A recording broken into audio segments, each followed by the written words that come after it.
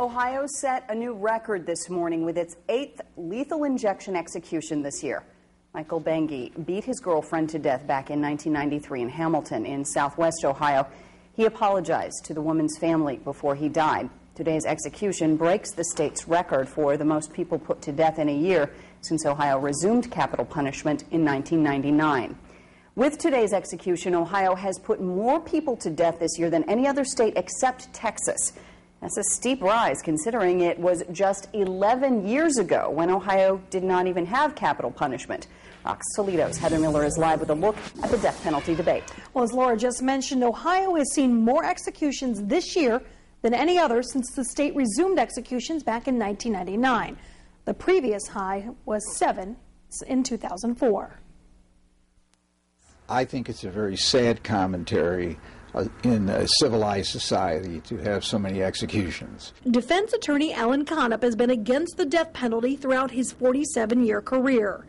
He's currently representing the family of Toledo and Joseph Clark, who was put to death during what's been considered a botched execution in 2006.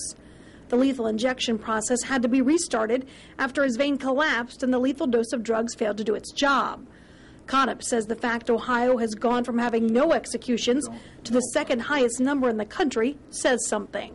Well, it tells us, obviously, that there are, I'm sure, more cases brought seeking the death penalty, and also that the juries here have certainly tended to go more often with the decision to decide in having the death penalty. The Ohio Department of Rehabilitation and Corrections doesn't necessarily take a stance on the death penalty itself. We're responsible for carrying out the laws of the state of Ohio, and lethal injection is the law of the state, and so we take our responsibility very seriously. Ohio has held 41 executions since 1999. Right now, the average length of time spent by a prisoner on Ohio's death row is 14.5 years.